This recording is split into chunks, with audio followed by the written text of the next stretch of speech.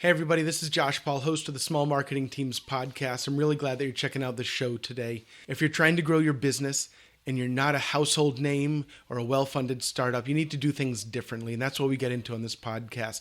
If that's you, go ahead and click subscribe on the screen right now so that you'll get notified when we put out new tips, new tutorials, and new advice for small marketing and sales teams. So we sat down in this meeting and they looked at me across the table and said, "I'm sorry, Josh, I don't think this is working out." My jaw hit the table. I was floored. Small Marketing Teams, Episode 5.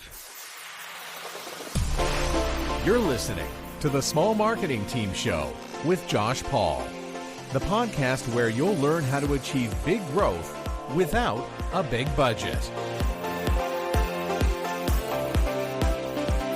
Welcome, ladies and gentlemen. Thank you for downloading today. This is session number 5 of the Small Marketing Teams podcast, the show that marketers, salespeople, and business owners rely on each week to learn how to do more with less. I'll teach you how you can grow your company without the big budgets that we associate with marketing today. Whether you are the only marketer in your company and you're also the salesperson, the CEO, and the person who does payroll, or you have a marketing team big enough to fill a fantasy football team, you're in the right place. I'm your host, Josh Paul. Let's get started.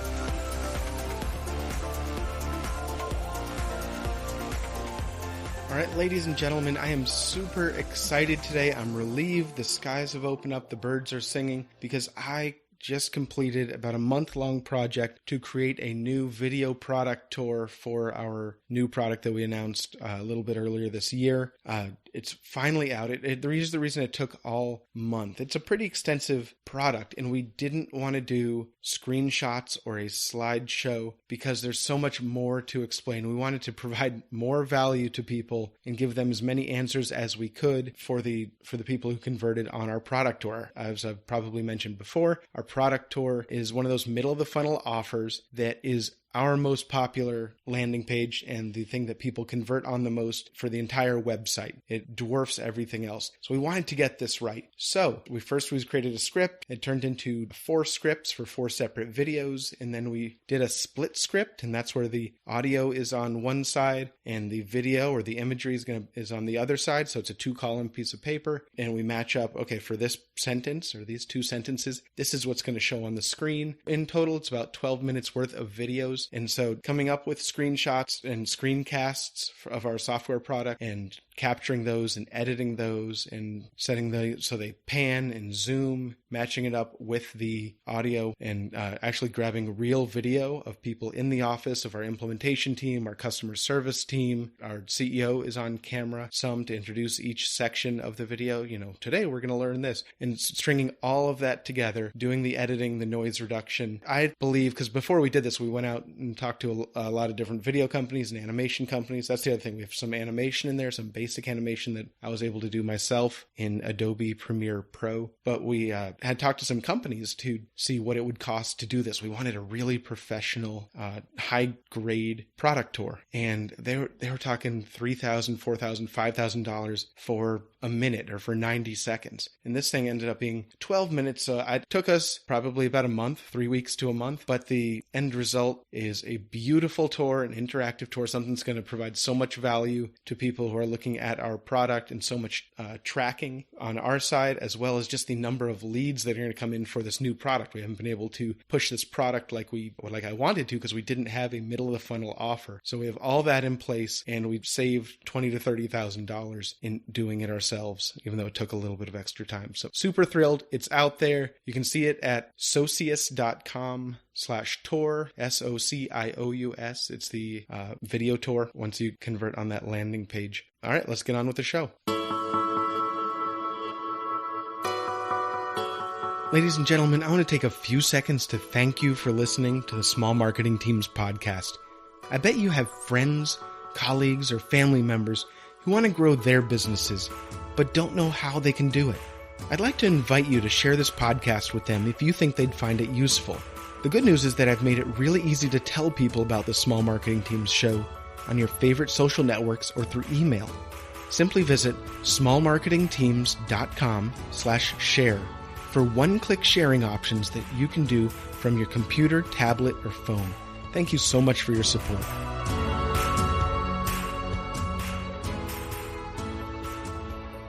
All right, today's question is from Cindy in Texas. And Cindy says that she has people in her company who are just awful writers. They don't understand content marketing. They're not learning content marketing, yet they're always offering to help create content, and ends up creating more work for her because of the editing she has to do or the political hoops she has to jump through to tell people thanks but no thanks, or to give them feedback in a constructive and kind way that doesn't damage your relationship with those people. So Cindy, I'm going to tell you 4 things that you can do to mitigate this. I wish there was a magic wand that would solve it all, but here are things that will help you get through this portion so it doesn't consume so much time of yours when you're trying to get out quality content in front of your audience. First, I want to say that I've been through this, and people in the company, people high up in the company asking, hey, what can I do to help? I know you're swamped. I'll do some writing. And so you find something that you can give to them.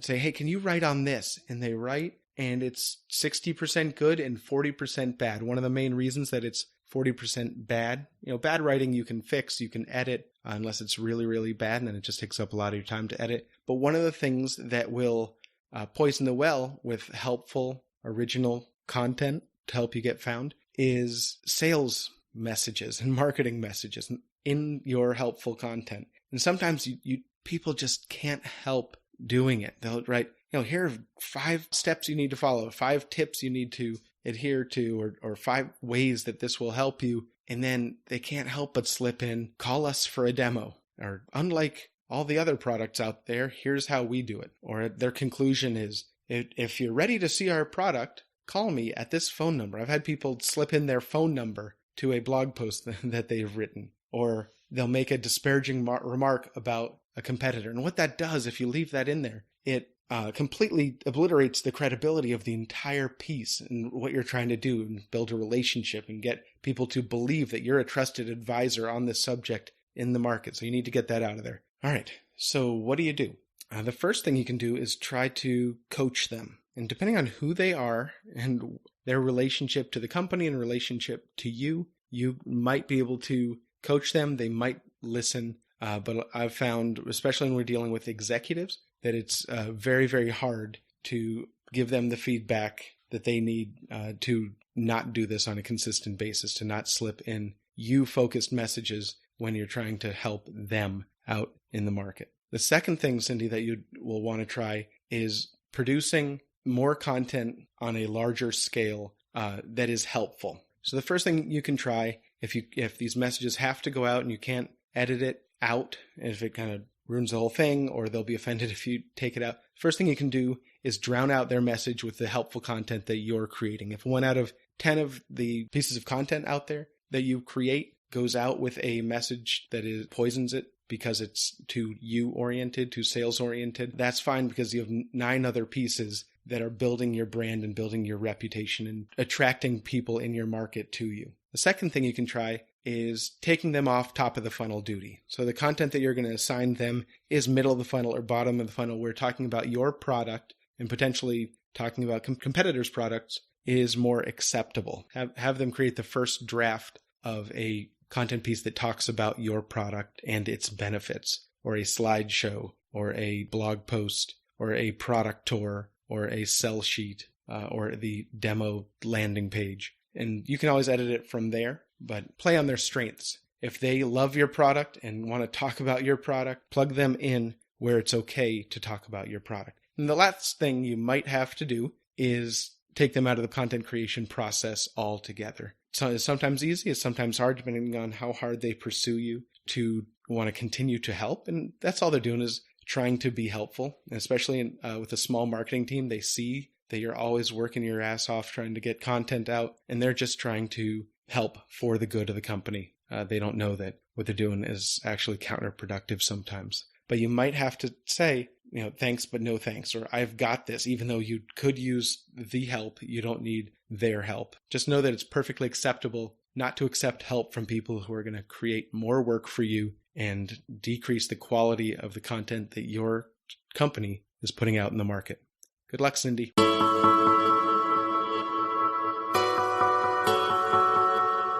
So, ladies and gentlemen, this is part 3 of the 3-part series that we're kicking off this podcast with. The first part, we talked about getting found, how no sales happen, no revenue comes in, no business growth happens if people can't find you. And we laid out exactly how you can get your business found without a big team or a big marketing budget. Last episode, we talked about turning those people who find you, turning those website visitors into leads. Because if they find you and there's no way to capture that information and capture their contact information so that you can follow up with them, then that's where the process is going to break down. And again, it won't turn into any growth, any revenue, any sales for your company. But you can't stop at getting found and turning website visitors into leads. The third part, the most important part, is what do you do with those leads once you capture them, once they convert on an offer, whether it be a top of the funnel offer,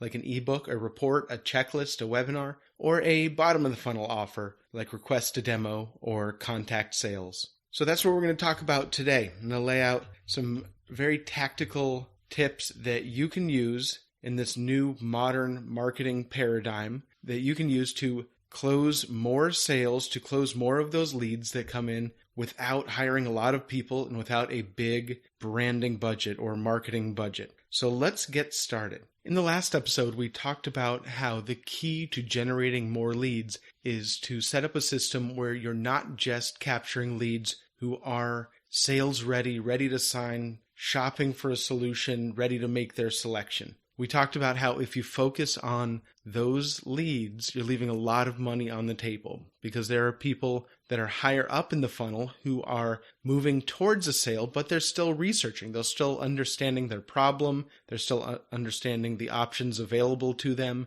the costs, how it would work, how it would integrate. And so the process that I'm going to talk about today and the tools that I use are really the best fit for an enterprise sales process. And that is where there's, it's a B2B environment where there's many decision makers, there's longer buying processes, that they may have a formal procurement process or maybe just an informal buying process depending on who you're selling to. But it's not just for big businesses, for small companies selling to small companies, and it's for small companies selling to big companies. So I want to start this journey with you today by telling a story. This is a story of me being a successful marketer early in my career, running marketing for a software company. Let me tell you about how successful I was. I was the first marketer that this company had ever hired. I had built the program. I was loving life. I was generating dozens of leads each week. And so at the end of the first year,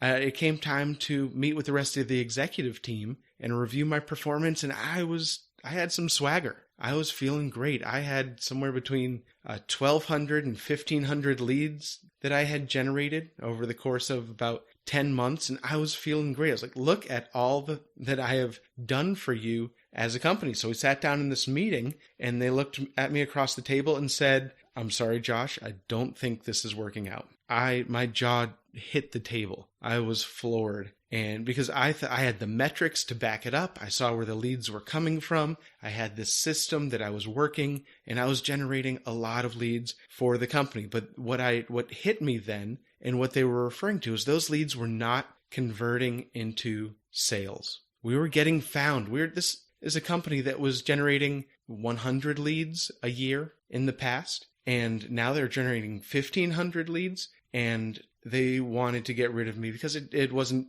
doing what they wanted it to do. We were getting found. Our traffic was through the roof compared to what they were doing before. Like I said, I was generating over 100 leads a month, but they weren't turning into revenue. They weren't closing. And so that's where our story begins. Come to find out that this is the number one thing that companies struggle with and marketers struggle with who implement this approach that I preach to marketing. They say, I'm creating content, people are finding me, I'm attracting prospective customers, I'm converting them into leads, I'm building lists, I'm bringing them down the funnel, but they're just not closing. What do I do? My company's starting to ask questions. And a lot of people are facing or have faced the same situation I had where I'm doing my job as a marketer, but the sales team is not closing those leads. And the truth is, it is the responsibility of the marketing team and the sales team combined. And that's one of the things that we're going to talk about today.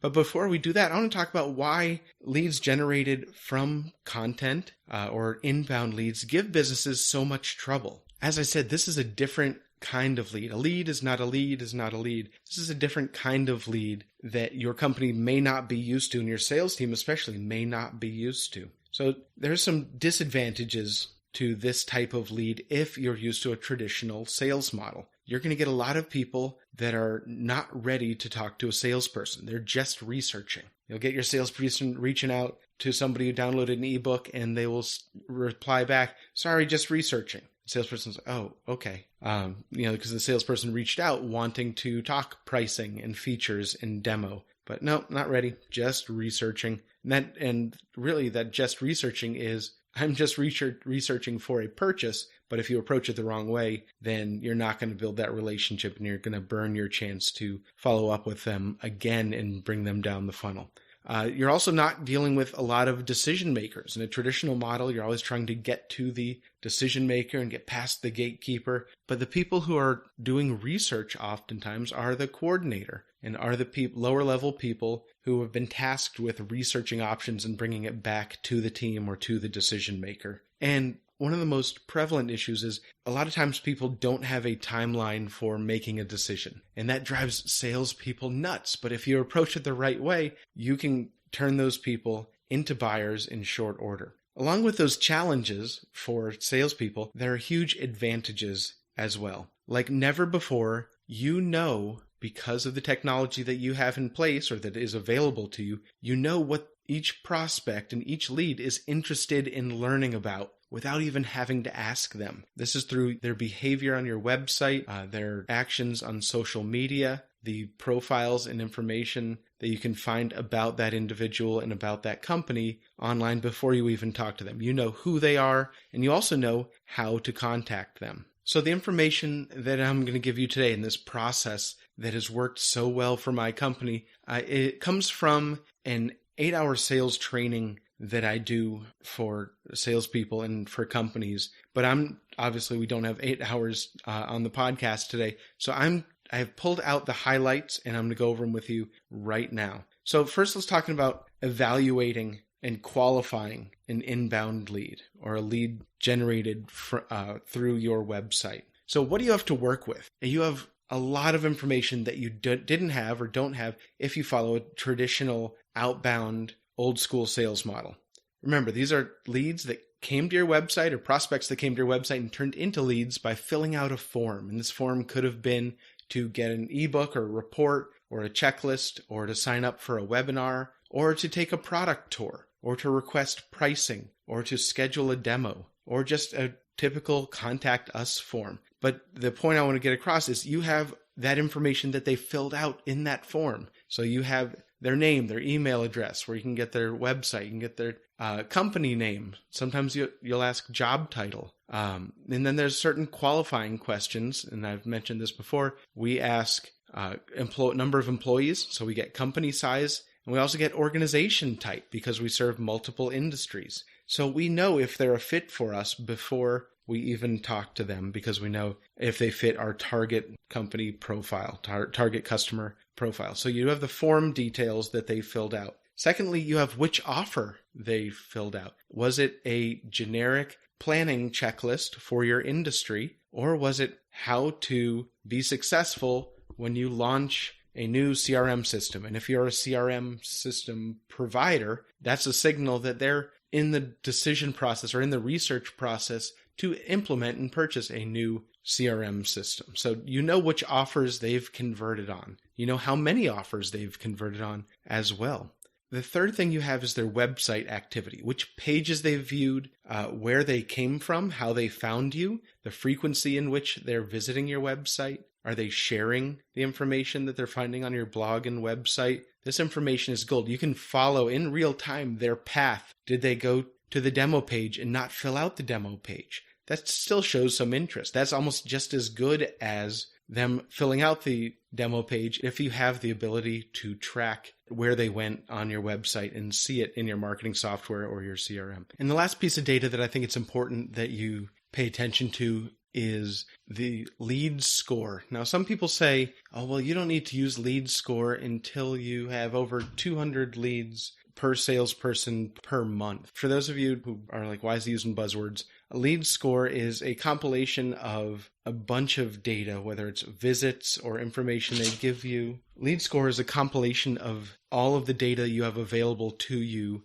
compiled into rules that give weighted scores for certain activities or certain attributes of a lead. If a lead is of a certain size, they can get extra points. If a lead comes back to your website twice within the same month, or fills out the contact sales form versus the download the planning checklist form, they can get more points. So you determine the lead score, and we'll have plenty of episodes on how to do that and how to do it efficiently without pulling out your hair. But a lead score is really good for prioritizing your leads, especially when you have leads at different points in the sales process. Because once you start generating these leads, even if you're generating 3 or 4 leads a day, as you're following up with those leads, it gets very difficult to figure out where you should be spending your time. Because if you have 3 leads coming in today and 3 tomorrow and 3 the next day, and you're trying to connect with each one, and it takes multiple attempts to connect, and you're setting the next step date in your CRM system or your marketing software, and you come in each morning and you have a printout of who you need to follow up with, having that lead score in there, even if you're generating 3 leads a day, after a couple weeks, you have a couple dozen leads that you need to follow up with. It helps identify who the hottest leads are. And after a couple months, you have 50 or 60 leads that you're following up with each day. It really helps to prioritize who you should be following up with first and how to spend your time. Because there are going to be some days when you do connect with everybody and then you don't get to your full 10 or 20 or 50 leads that you're supposed to be reaching out to that day. But the most important takeaway when we're talking about all of this sales intelligence and all this lead intelligence is that sales and marketing need to become lead intelligence geeks. You need to love it. You need to want to dig deep before you reach out to a single contact. You want to make assumptions and know their story so you can ask pointed questions to validate those assumptions and get further into the qualification process faster. Now I'm going to talk about the process that I implemented to turn these website visitors that converted into leads, that turn them into paying customers. And so the first component that you need to know is, if you can, specialize your sales roles. So you don't have every salesperson trying to connect with people and then trying to qualify them and then trying to close them. If you have 3 people, have somebody who their main job is connecting. And connecting is the first part of the process where a lead has been assigned to a salesperson, and that salesperson's job is to get that person to talk to them. That's the goal of connecting. So we call it a connect call. It's usually 10 or 15 minutes, and it's very, very helpful in tone, but have somebody who their job is to connect with people and set up that next call, do some initial qualification and set up that connect call. Now, most people can't afford just to have a connector, just to have a business development rep doing that and then handing the leads over to somebody who can do the qualification. So a lot of times you'll see the 2-person process. And so you'll have somebody who is the connector and the qualifier. You can still have a connect call that sets them up if they're a fit, if there's a potential fit for that next call. We call it a discovery call. It's about 30 minutes where you're asking questions and providing value at the same time. And I'll get into that more in a second. And then you'll have a third role, and that's your closer. If you only have one person, you'll end up doing all 3 of those phases: connecting, qualifying, and closing. But you're a lot more efficient and you can be a lot better at each of those segments if you specialize and separate the connecting, the qualifying, and the closing. So evaluate your sales team,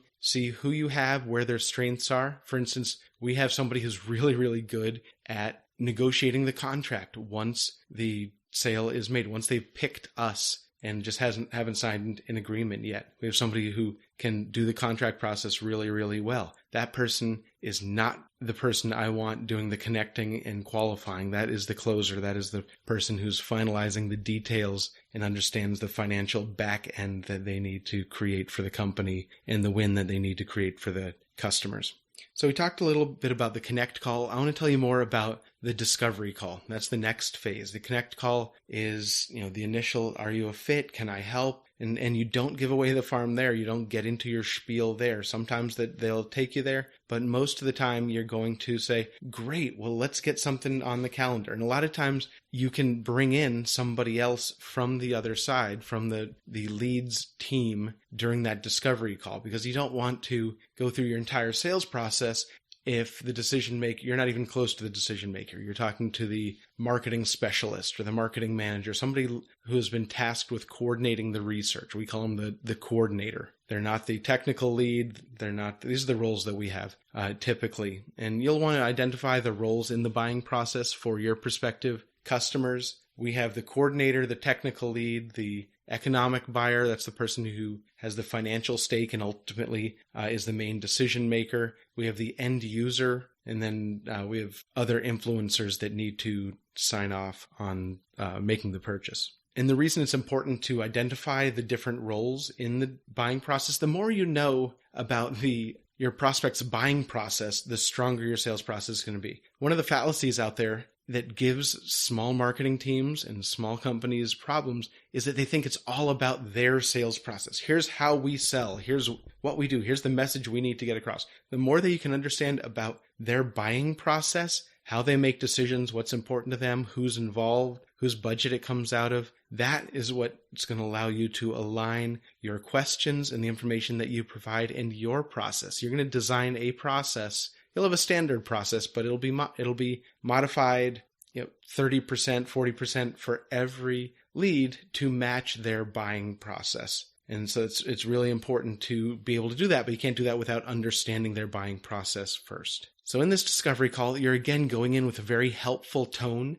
A lot of times in the connect call, you're promising to deliver them value in the form of education. Let me show you how you can do this. Let me show you how I've done this for companies similar to yours. Let me show you exactly what your options are. And that's what's going to hook them. Otherwise, they're not going to show up for the call. They are still counting on getting value as you're presenting helpful information, but you're also asking questions. And you're aligning those questions with what you want to know. And so you're asking the questions in a way that seems like you need those answers in order to provide them the value that they're looking for on the call. But a lot of times it's aligned with what you want to know. Is anyone else involved in the selection process? Most small marketing or sales teams will go into these calls and they'll ask questions, which is great, but they'll ask them for fit.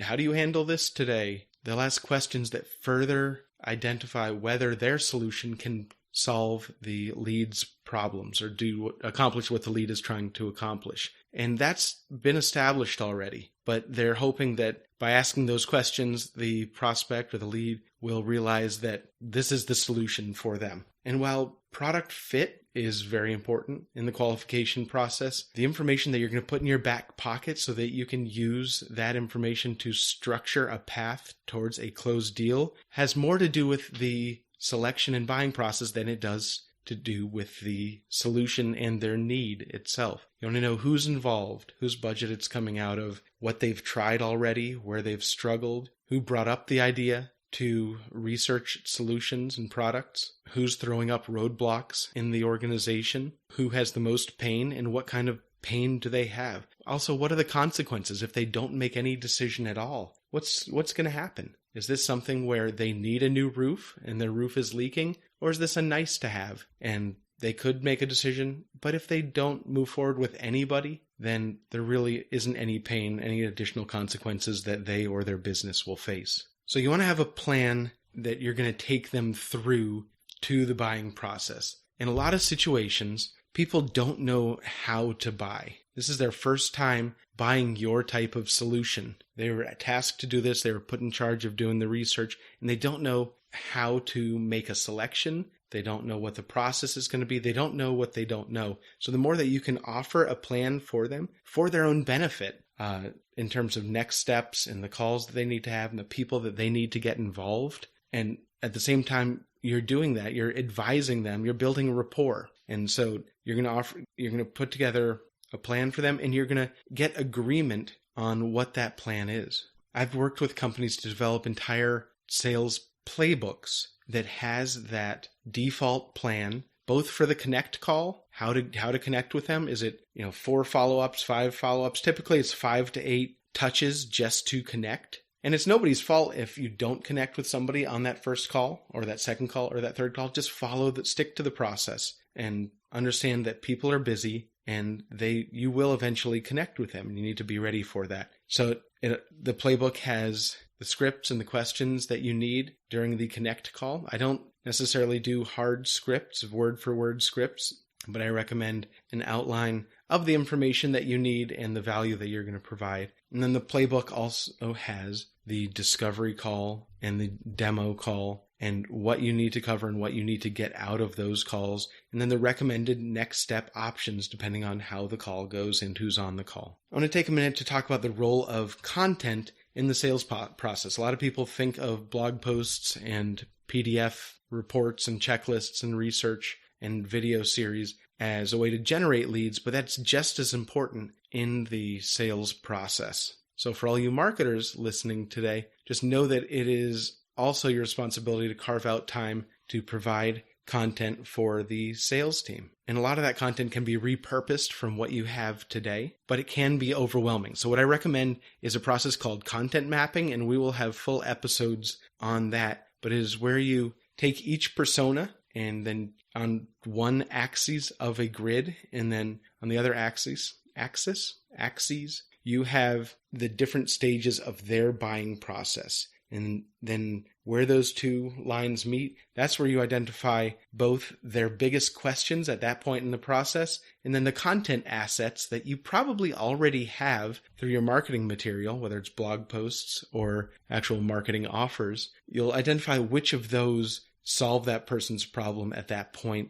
in the buying process. So I want to wrap up today by talking about how, as a small marketing team and a small sales team, you can do more with less. The first thing I want to talk about is how your sales software, your CRM software, and your marketing software should work together. The tighter the integration, the better. I know there's a lot of good tools for small marketing teams.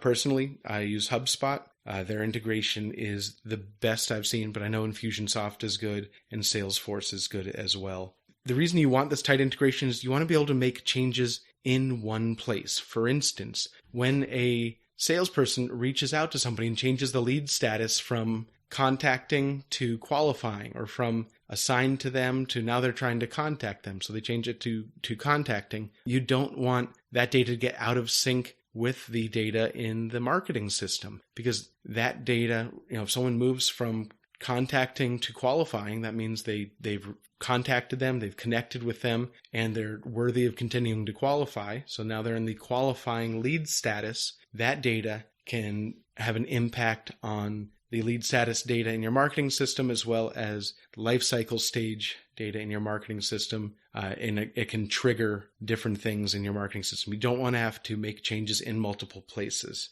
I also strongly encourage you to use email nurturing drip campaigns. And there's a couple different ways that you can do this. Make sure that these are small workflows that can be triggered by the marketing team or by an automatic behavior by the prospect on your website, or by changing a property in your CRM system or your marketing system. It triggers a series of emails usually with very non-aggressive messages and helpful content to rekindle that relationship and stay top of mind and show them that you are all about providing value for them. But the key here is do very short drip campaigns, probably no more than 3 emails. That way you can guide them through a specific path. At first, when I first launched my very first drip campaign, it was 12 emails long. I was like, I'm nurturing this person for 6 months and we are on cruise control. But what happens is during that time, their needs change. They come back to your website and convert on different offers, but they're still in this long, unchangeable lead nurturing campaign. So you want to have multiple, I would break that 12 email nurturing campaign into 4 individual 3 email campaigns. And that way you can turn them on and off. You can route them to different campaigns if they skip ahead or show interest in a different product or a different feature of your product or service. As I mentioned, a email nurturing campaign can be triggered by a salesperson. Let's say you're not able to connect with somebody. You've done your 5 to 8 touches as a salesperson, and that person just did not respond to your calls, did not respond to your email. The salesperson can then enroll them in a workflow or an email nurturing campaign that tries to re-engage them, tries to bring them back into the sales process, but it doesn't take up any of the salesperson's time anymore because it's an automated campaign. The second type of nurturing campaign that I want to talk about is behaviorally triggered campaigns, so behavioral contextual campaigns. And so a lead in a certain status, once they do something on your website, it automatically triggers a nurturing campaign. Let's say they requested a demo in the past and they haven't been back to your website in 60 days and they come back and visit your website. Your marketing software can then trigger a welcome back or good to see you again or we missed you or check out our latest resources campaign to that lead. So you have the manually triggered ones and you have the behavioral ones. The last thing I want to say about lead nurturing is make it look personal. I don't recommend lead nurturing using your HTML branded email template. Make it look like it's coming from somebody in the marketing department, the VP of marketing, or from the specific salesperson who they had been working with. Because a lot of the things that you're going to be sending them out are, hey, I thought you'd find this valuable. That phrase right there is one of the best phrases in lead nurturing. It's one of the best phrases to bring somebody back. And even if you just get a, hey, thanks, or great information, that shows that they're still engaged with you on some level, and they're going to be open to receiving more information from you. So make it look like a personal email from Outlook or Gmail. Don't have your branded HTML code. It could be a beautiful email, but people don't want a marketing email. They want something from you that shows that you're paying attention to them, because then they will keep you top of mind as well. So additional tools and processes I use as a small marketing team to do more with less.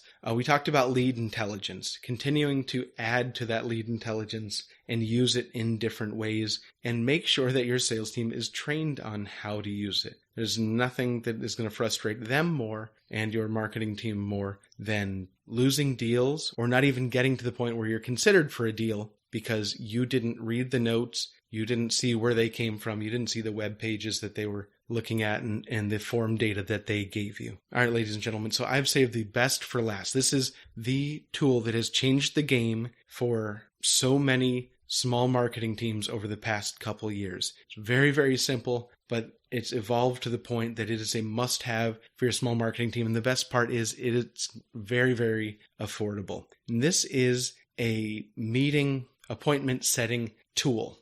In HubSpot, it's called HubSpot Meetings. There's a standalone version I highly recommend called Calendly. It's not a HubSpot product or Infusionsoft product. It's a standalone company at this point. They haven't been bought by anybody. But what it does is it hooks up to your Gmail or your Office 365, your Outlook, and you send somebody a link, and it shows the available times that you can meet. And they click on a time, they pick a time, they put in their name and email address and maybe some additional information, and then it sends both of you a calendar appointment. How many times has somebody expressed interest, whether they request a demo or whether they reach out to you or whether you met them at a trade show, and you spend a week and a half going back and forth either with just them or trying to coordinate with their entire team to find a time to meet. And sometimes people get so frustrated or it takes so long that priorities change and you never have that initial conversation or you never have that next step, that next call. So in this case, you just include this in one of your email templates and you'll say, it was great connecting with you today. And before the connect call, you'll say, hey, I saw you downloaded this report on 3 ways to improve HR processes this year. I have some ideas for you. Do you have 15 minutes where I can share them with you? And you include your link, your 15-minute appointment link. and bam, they click on it, they pick a time, you both get an appointment, and it's on their calendar and it's on your calendar, and you're off to the races. We also use this tool as a thank you page. I love this tip because it's made such a difference for us. In the past, we used to have salespeople someone requests a demo or contact sales, fills out the contact sales form on our website, and we get notified that somebody wants to talk to a salesperson. Then the salesperson follows up and says, "Hi, I'd love to help you. Do you have time to chat on Wednesday or Thursday or Friday?" And the person sometimes doesn't respond. It would be about a 50% connect rate on people who reached out to us and expressed an interest in speaking to a salesperson. So what we did, this is such a power tip. What we did is we made that calendar link, the appointment setting link, we made that the thank you page. So rather than the demo now saying, "All right, fill out this form," and the button at the bottom says, "Request your demo now," the button at the bottom, the submit button on the request a demo form says, "Step 2, pick a time." And then the thank you page, once they submit that form, the thank you page is someone on my sales team's calendar, depending on who the lead is. And that way, in one step, they have filled out the demo form, they've picked their time of the available times that my sales team has available, and it not only saves you about a week of connecting with somebody, and during that week, who knows what's happening, they may lose interest, which happens a lot, but it also increases your connect rate tremendously. And the best part that your sales team is going to love when they use a tool like this is that they'll come in each day, or in the course of the day, things will just get added to their calendar. They don't have to work nearly as hard to connect with people, especially people who express an interest in wanting to connect with them. It drove my sales team crazy when someone would request a demo and then they would never get back to them to schedule a time. They would follow up 5, 6, 7, 8 times, and they would never get back and say, this person reached out to us and requested a demo of our product, and I don't know why they're not getting back to me. And now they don't have to worry about that because that person requests a demo, picks a time, all in the same step, and my salespeople come in the morning and they have meetings on their calendar that they didn't have to lift a finger to get. As I said, we have single day and multi-day trainings that we do on what you do with a lead once they turn into a lead from your website, because this is the area that companies struggle with the most. They can take it up until this point, but it's such a new way of thinking about sales that a lot of companies need the training, and a lot of salespeople need that training to be successful. They need their paradigm shifted. They need their brain rewired, and they need the tools and the processes to make it happen without starting their career from scratch. And so there's so much more that I could tell you, and I want to tell you about how you can do this at your organization. And we'll get into it in various episodes over the next couple months.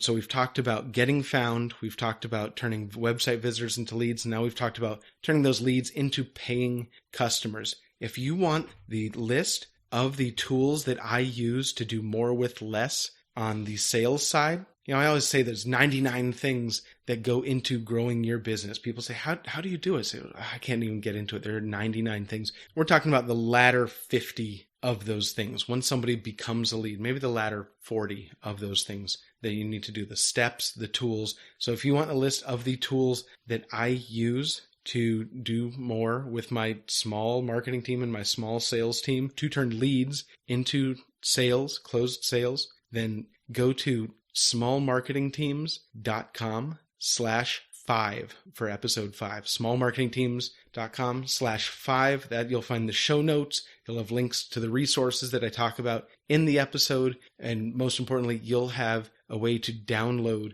a one-page PDF with all of the tools that my small marketing team and small sales team use to generate a tremendous amount of business without spending a lot of money or hiring a lot of marketing and salespeople. This has been a great 3-part series, and I really want to thank everybody for the feedback that they're sharing on the smallmarketingteams.com website and the Facebook page. Keep it up. I love hearing what you're struggling with. I love hearing about what you want to hear about on the podcast. And most importantly, thank you for listening.